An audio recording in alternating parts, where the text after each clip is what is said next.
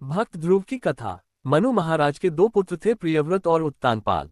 उत्तानपाद की दो पत्नियां थीं, सुरुचि और सुनीति। उत्तानपाद सुरुचि से अधिक प्रेम करते थे, सुनीति से थोड़ा कम करते थे। सुनीति के बेटे का नाम ध्रुव और सुरुचि के बेटे का नाम उत्तम था। ध्रुव जी का अपमान। एक बार उत्तानपाद सिंहासन पर बैठे हुए थे। ध्रुव भी खेलते हुए राजमहल में पहुंच गए। उस समय उनकी अवस्था 5 वर्ष की थी। उत्तम राजा उत्तानपाद की गोदी में बैठा हुआ था। ध्रुव जी भी राजा की गोदी में चढ़ने का प्रयास करने लगे। सुरुचि को अपने सौभाग्य का इतना अभिमान था कि उसने ध्रुव को डांटा, इस गोद में चढ़ने का तेरा अधिकार नहीं है।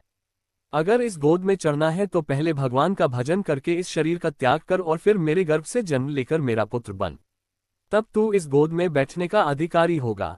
ध्रुव जी रोते हुए अपनी माँ के पास आए, माँ को सारी व्यथा सुनाई।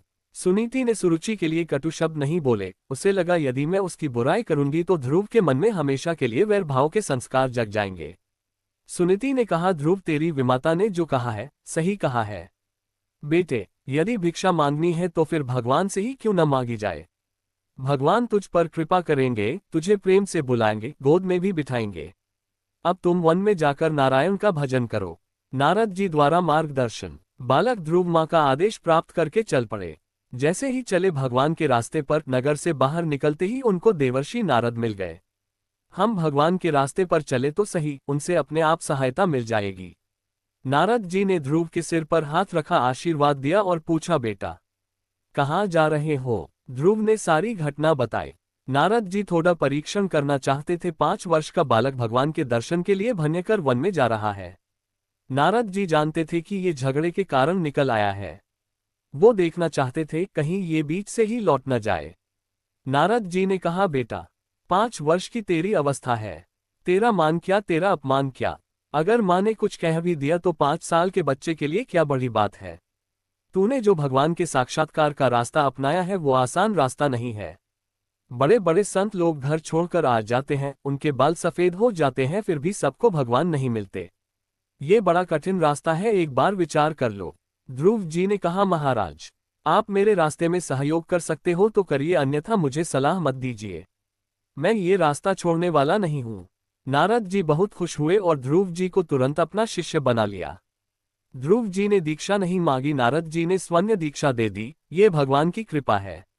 नारद जी ने कहा, बेटा मैं तुमको मंत्र दूंगा। नारद जी ने ध्रुव को द्वादशाक्षर मंत्र दिया, ओम नमो भगवते वासुदेवाय, और कहा, बेटा वृंदावन में जाकर इस मंत्र का जप करना और मन, वाणी और कर्म से ठाकुर जी की सेवा करना। ध्रुव जी मधुवन में आकर साधना करने लगे। ध्रुव जी की कठिन साधना। ध्रुव जी अन्न जल का त्याग करके भगवान के ध्यान में लग गए। साधना करते करते ध्रुव जी को भजन में इतना रस आने लगा कि अंगूठे के सहारे खड़े हो गए, हाथ जोड़ लिए और भगवान का ध्यान हृदय में किया। वही परमात्मा सब जगह विद्यमान है, ऐसा ध्यान करके अपने प्राण को रोक लिया। ध्रुव जी ने जैसे ही प्राण को रोका, सारे संसार के प्राण रुक गए। संसार के लोग छटपटाने लगे। देवता दौड़े दौड़े भगवान के पास गए, प्रभु ये क्या हो रहा है। भगवान मुस्कुराए, बोले, मेरा एक छोटा सा भक्त है, वो प्राणायाम करके मेरा ध्यान कर रहा है, घबराओ मत, मैं उसको दर्शन देने जा रहा हूँ। ध्रुव जी को भगवत दर्शन। भगवान गरुड़ जी पर बैठकर ध्रुव जी के पास पहुंचे तो ध्रुव जी हाथ जोड़कर खड़े थे। आंखें बंद थीं, शरीर रोमांचित था, पुलकित था, गदगद था। ध्रुव जी को अंदर ठाकुर जी का दर्शन हो रहा है, बाहर भगवान ध्रुव जी का दर्शन कर रहे हैं। ध्रुव जी आंखें खोल नहीं रहे। भगवान ने लीला की अंदर का दर्शन छिपा दिया। ध्रुव जी ने छटपटाकर आंखें खोली तो देखा ठाकुर जी सामने विद्यमान है। ध्रुव जी भगवान की स्तुति करना चाहते हैं पर नहीं कर पा रहे हैं। भगवान ने उनके कपोल पर शंख का स्पर्श कर दिया। अब तो ध्रुव जी के मुख से सरस्वती प्रकट हो गई, वे स्तुति करते हैं, हे प्रभु इन 6 महीनों में मुझे इतना आनंद मिला है कि अब मुझे राज्य की कोई इच्छा ही नहीं है। राज्य की इच्छा मुझे कीचड़ के समान लग रही है। मेरी इस गंदगी को छुड़ाकर अपने चरणों में स्थान दीजिए प्रभु। भगवान ने कहा, बेटा ध्रुव मेरे चरणों में तो तुझे स्थान मिलेगा ही, पर अभी तुम राजा बनकर राज्य का सुख भोगो। मुझे दिखाना है कि जो मेरे रास्ते पर चलता है उसे मैं सांसारिक सुख भी देता हूँ, पारलौकिक सुख भी देता हूँ। अंत में मैं तुम्हें अटल पदवी दूंगा। ध्रुव जी का भगवत धाम में गमन। इसके बाद ध्रुव राजा बनकर प्रजा का पालन करने लगे। 36,000 वर्ष तक पृथ्वी का शासन करने के पश्चात वे राज्य का भार अपने पुत्र को सौंपकर बद्रिक आश्रम चले गए और वहां जाकर भजन करने लगे। बहुत समय बीतने के बाद भगवान ने ध्रुव जी को लेने विमान भेजा। ध्रुव जी को अपनी माँ की याद आई। उन्होंने कहा, भगवान, मेरी माँ की प्रेरणा से मुझे आपकी प्राप्ति हुई है, अतः मैं माँ को साथ लेकर जाऊंगा। भगवान ने कहा, देखो तुम्हारे आगे तुम्हारी माँ का विमान जा रहा है। इसके बाद ध्रुव जी विमान में बैठ गए और ध्रुवलोक पहुंच गए, जिसकी सप्तऋषि परिक्रमा करते हैं। शिक्षा 1। ये है भगवान की भक्ति का प्रभाव। ध्रुव जी को इस लोक में भी सफलता मिली और परलोक में भी ऐसा पद मिला जो आज तक किसी को नहीं मिला।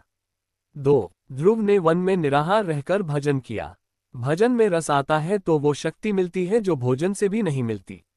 3। जब हम भगवान के रास्ते पर चलते हैं तो वह स्वन्य संभाल करते हैं। ध्रुव जी को भी नारद जी मिल गए और उन्होंने बिना मांगे दीक्षा दी। 4। सच्ची शांति और सुख केवल भगवत भजन में है। ओम नमो भगवते वासुदेवाय नमः। भक्तों कैसी लगी आपको भक्त ध्रुव की कथा? लाइक कर बतलाइए, कमेंट कर अपने कुछ सुझावों दीजिए और चैनल को सब्सक्राइब कीजिए, जिससे हमारा उत्साहवर्धन हो ताकि कुछ बेहतर कर सकें।